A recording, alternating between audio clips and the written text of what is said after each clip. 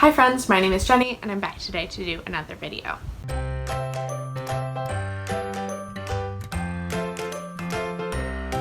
Today I'm going to be doing my August wrap-up, which will include my stats for the month as well as some final reviews for any books that I've not previously talked about here on my channel. This month I ended up reading 14 books, which totaled to about 5,000 pages over all the books that I finished as well as the books that I'm currently reading. So I'm quite impressed with that. I read several longer books this month than I think I read in the previous month, as last month in July, if you watch my July wrap-up, I read 22 books, but it was only about 5,500 pages, so it was 500 fewer pages this month, but about half as many books. So definitely some longer books were in there, and I definitely felt that this month. A lot of these books took a long time for me to read. The breakdown for the formats of the books that I read this month include 4 ebooks, 1 audiobook, and 9 physical books. Of those books, 4 of those books were library books, 7 were books that I already owned, and 3 of those books were sent to me for review through NetGalley. Of those 14 books, 12 of them were adult and 2 of them were YA, and there was no middle grade this month. Additionally, 11 were fiction and 3 were non-fiction, and the most common genre within fiction was literary fiction. So of the 14 books that I read this month, I have reviewed 10 of the books previously somewhere on my channel. So as I did with my July wrap-up, I will quickly go through all the books as well as my star rating, but then I will review the ones that I've not yet reviewed on my channel in depth at the end of the video. So let's just go through the books. There is one that I am not going to include in the star ratings because I read it for the BookTube prize, so I can't talk about it or my thoughts about it, which was The Beekeeper of Aleppo by Christy Leftieri. I will be doing a BookTube prize finals wrap-up at the end of September, so keep an eye out for that, and that's where I will be talking about my thoughts of The Beekeeper of Aleppo. Now moving on to my star rating. So the lowest rating that I had this month was a 3 stars, so I'm very pleased that I did not have any 1.5 or 2 star books this month, and I did have 2 3-star reads. The first of which was Drowned Country by Emily Tesh, and the second of which was Grief Cottage by Gail Godwin.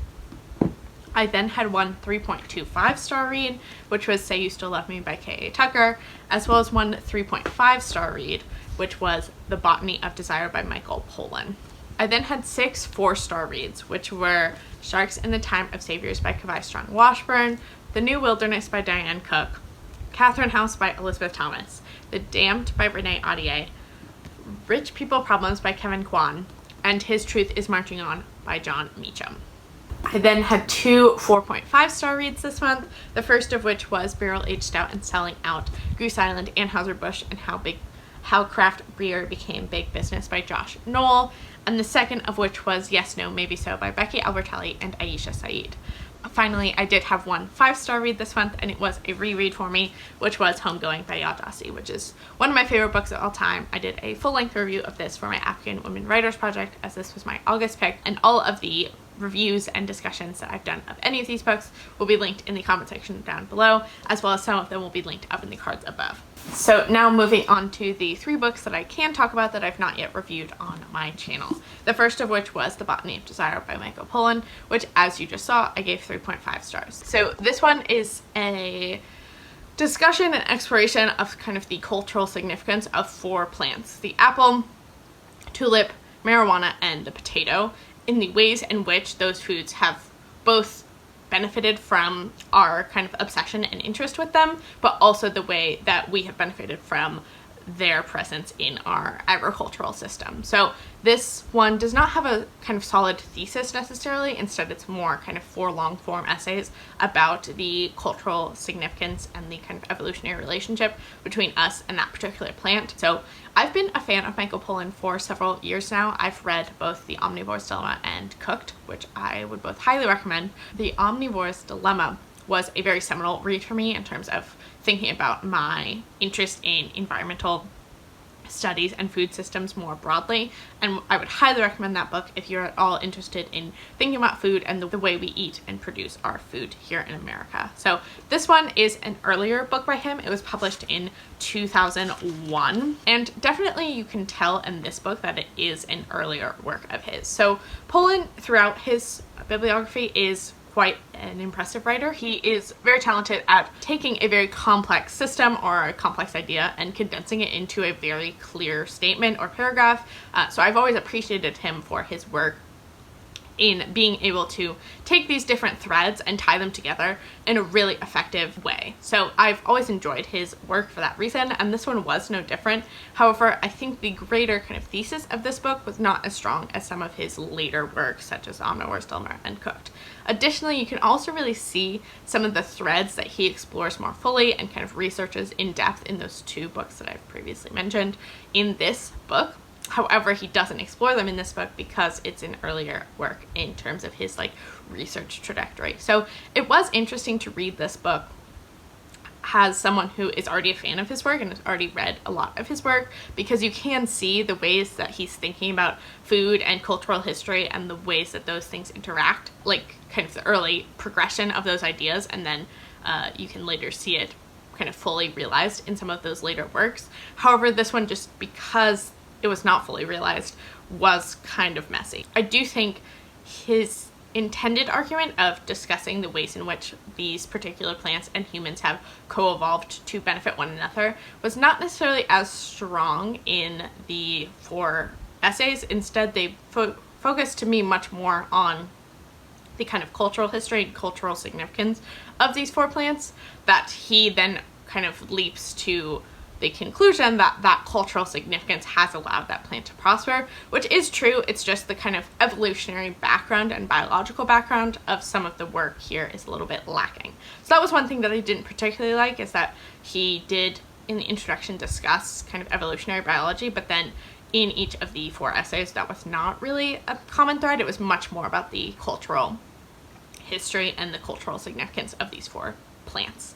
Additionally, and this I attributed in part when I was reading it to the fact that this was written in 2001, but the section on marijuana and its kind of changing role in American society from like the 1960s to the present, which is like 2001, felt to me pretty like whitewashed and not super aware of the kind of racial implications and the racially driven motivations of a lot of the changes that we saw in kind of the views of marijuana culturally and like by the government, which I think now in 2020 it's much more apparent that the kind of criminalization of marijuana was a very targeted effort by the government to kind of control Black people's usage and distribution of marijuana and like the distribution of wealth through the drug trade. Like that is something that's pretty well established in my mind in terms of like the reason marijuana is criminalized today and the ways, very specific racial ways that marijuana gets criminalized, that this book just like totally did not touch on whatsoever. And I did question if that was because it was 2001 and that was not something that was kind of as well studied in the world of sociology, or if it's because it was 2001 and Michael Pollan was not really aware of kind of the racial implications that marijuana has. But either way, it just kind of felt weird to read as a person living in 2020 who understands the kind of very different ways that people of different races get criminalized for their marijuana use and distribution, that aspect of it just felt a little odd. So I just wanted to point that out in case you are interested in reading this and you are kind of aware of more like sociological issues and just the kind of racial discrimination that happens within the kind of world of marijuana use and distribution, that you should like be aware that's not something that gets talked about at all in this book. However, I am hopeful that it gets talked about more in his most recent book, which is called How to Change Your Mind, and it's about drugs and psychedelics and the ways in which they impact our brains, but I think also the ways they've impacted us culturally, which I'm very intrigued about now that I've read this one and he went into such depth with marijuana. I would say that's probably the most interesting chapter of this book, but at first I wasn't interested in it because I'm not very interested in psychedelics, but I do think the way he researches things and the way he thinks about things would make that a really fascinating read. So I may eventually get to that one sooner rather than later, but yeah, I thought this one was fine. I think if you like Michael Pollan's writing, you will enjoy reading this because he's a very talented writer and he is a talented writer in this book. But if you're looking for kind of a more cohesive argument about like the co-evolution of plants and humans through agriculture, this is probably not the book to go with. I would find a more kind of evolutionary biology based book and less so this kind of like cultural history book. So yeah, that was this one. I'm happy I read it, especially because this was on my chopping block like list of books that I'm hoping to get through, but it was definitely not a new favorite of his work for me. Then the next book that I finished that I haven't talked about here on my channel was Rich People with Problems by Kwan. Also, it's funny to me that the 3 books that I'm talking about in this video were all written by men, because I don't read books by men very often. And so that became apparent to me when I was reviewing these 3 books. But anyway, so this is the 3rd installment in the Crazy Rich Asians series, which, as you can see, is right here. And I really enjoyed this one. So I read and absolutely loved Crazy Rich Asians probably 2 or 3 years ago, and then I've watched the movie when it came out. Absolutely loved the movie. If you've not seen the movie, would highly recommend. These books are incredibly entertaining, fairly light, but they do touch on sometimes more hard-hitting issues. As the kind of title of the series suggests, follows a very, very wealthy family living in Singapore. So it's a very interesting exploration, I think, especially because it's marketed for people in America or in the West more generally, of like uncovering the kind of cultural differences and also the true wealth and power that the East, quote unquote, of like Singapore, China, Japan now has. I think is one of my favorite parts of these books, is to remind myself that the West is not at all where the kind of majority of the economic power of the world is located. It really is now in China and Singapore, and these people definitely are overly extravagant to the max. Very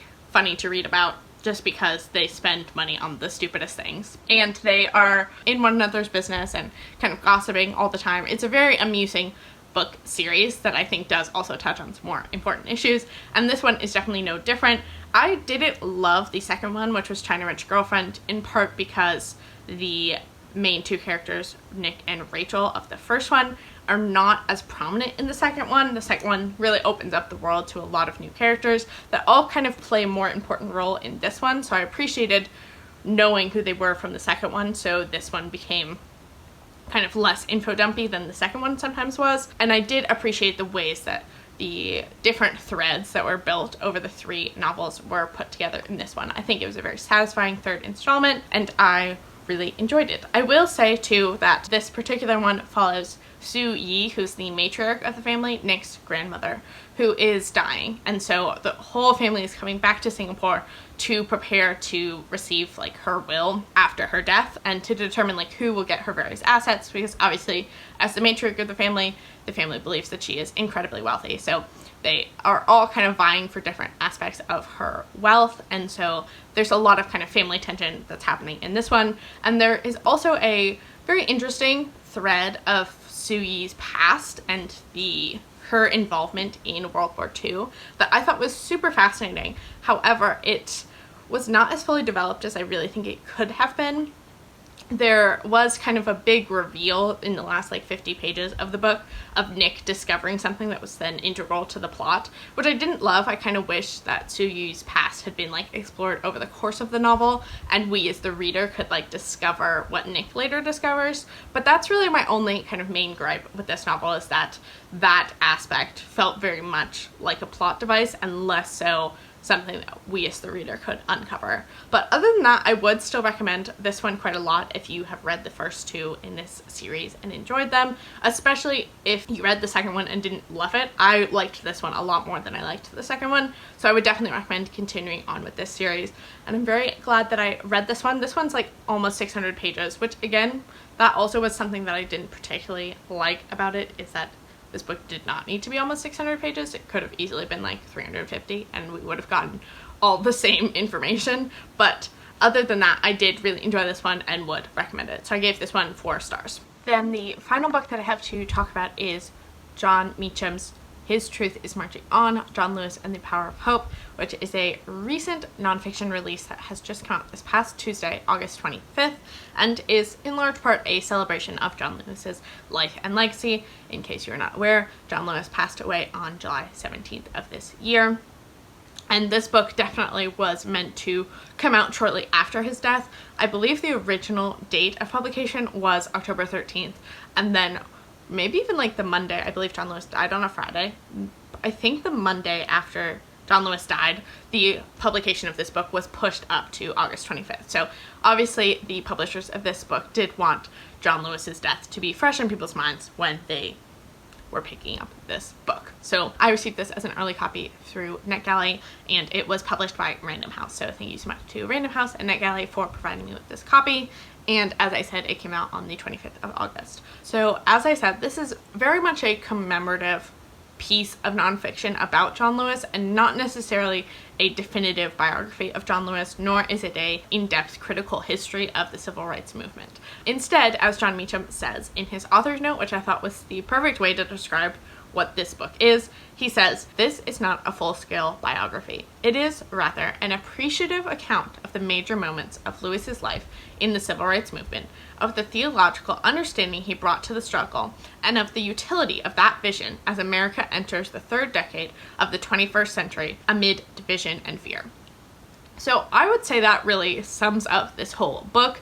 I was expecting, before I began it, to read more of a kind of in-depth history of the civil rights movement or an in-depth biography of John Lewis. However, Meacham is very selective in what he picks and chooses from both Lewis's life and the civil rights movement to discuss in this nonfiction book. He features a lot of the kind of major events that, if you're fairly well versed in civil rights history, you are probably aware of, as well as doing short biographies of several of the kind of key players of civil rights history, all of which have some connection to John Lewis, whether they were people that were pretty closely tied to John Lewis or they were events that he was a part of. So Meacham discusses in depth the freedom rides, of which John Lewis was a major part of, Bloody Sunday and the March on Washington, and also provides short biographies of key figures like Martin Luther King Jr., Diane Nash, Stokely Carmichael, and as well as some kind of players on the other side, such as Eugene Bull Connor and George Wallace. So there is a lot of focus on Alabama, particularly, as that is John Lewis's home state, and also a place where a lot of major events in civil rights history happened. Additionally, because of the kind of commemorative nature of this book, it relies very heavily on people's recollections of the civil rights movement and less so on kind of external secondary source research. So John Meacham was relatively close to John Lewis and conducted several interviews over the course of the kind of last 20 to 30 years of his life, particularly one interview that happened in 2020 in preparation for writing this book, wherein he discusses the civil rights movement with John Lewis and his kind of recollections and feelings about it. So the book almost has a kind of oral history feeling because so much of it is looking back and kind of the nostalgia of the civil rights movement and the feelings that different members of the movement were feeling at the time. So I thought that was a very interesting aspect to it, of kind of providing the emotional feelings that John Lewis felt during various moments, such as the death of MLK and then shortly after that the death of Robert Kennedy. You as the reader feel the emotions that John Lewis felt during that time through his kind of recollections of those moments in history. So I really appreciated that aspect of it. Additionally, and this part was very interesting for me because I have learned about a lot of civil rights history, particularly as someone who went to public school in the South, throughout my kind of K-12 education. However, much of that learning of the history felt very secular and kind of removed from the Christian theological aspects of the civil rights movement. And in this particular book, Meacham, I think because of his kind of personal interest in theology and particularly the role that Christian theology has in making American culture, this book features very heavily John Lewis's theological views and the theological views of the civil rights movement more broadly. That is a very large component of this book, is discussing the ways that nonviolence directly relates to biblical teachings, and that was kind of the reasoning for that, which I did find very interesting because, you know, theology as social justice more broadly is something that I'm very interested in, but it just was somewhat of a new experience for me because despite the fact that John Lewis went to a seminary school and Martin Luther King Jr. was a reverend, it's just not something to me that's been overly emphasized in my civil rights education. So I also enjoyed that part. There were definitely some moments where Meacham kind of inserts himself and his own views on kind of the greater theology of America that, I don't know, felt a little too subjective, I would say, but I did still kind of appreciate the ways in which he discussed Lewis and his theology and the kind of greater meaning that that has for American culture. So all in all, I did really enjoy this book. I think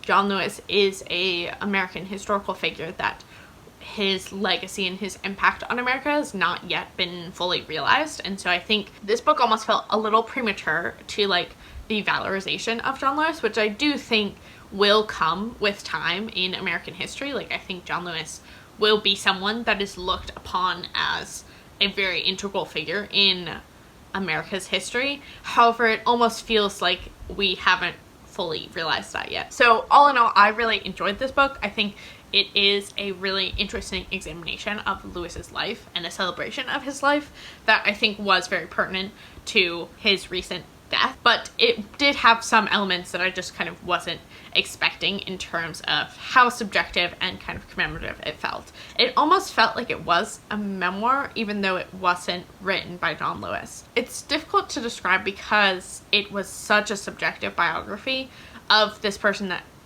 Meacham obviously idolizes and appreciates so much, that it was just kind of an intriguing biography in that sense, that it didn't feel at all really objective. But at the same time, I didn't really mind that because I also love John Lewis and I'm very appreciative of him myself. But it just felt a little strange to like be a biography that was so kind of subjective and selective in its kind of rendering of John Lewis as a person. So that one I also ended up giving 4 stars to. Would recommend it if John Lewis and the civil rights movement are things that are of interest to you. It was a fun book. It also, I don't know if this is true of the physical copy, but my ebook copy ended at like 45%, and then the rest of it was just like notes and the index and stuff. So it's a very well footnoted text. Like pretty much every single sentence, I believe, must have a footnote because the footnotes took up 60% of the book. But you can definitely see that Meacham did complete several interviews with both John Lewis, but also those who were close to him. So yeah, I would recommend this book. I gave it 4 stars, but I didn't give it the full 5 stars just because it did feel so selective in its kind of choice of what about John Lewis's life and the civil rights movement it wanted to discuss. So those are all the books that I finished this month. Let me know down in the comment section below if any of these books are books that sound interesting to you or books you want to talk to me about.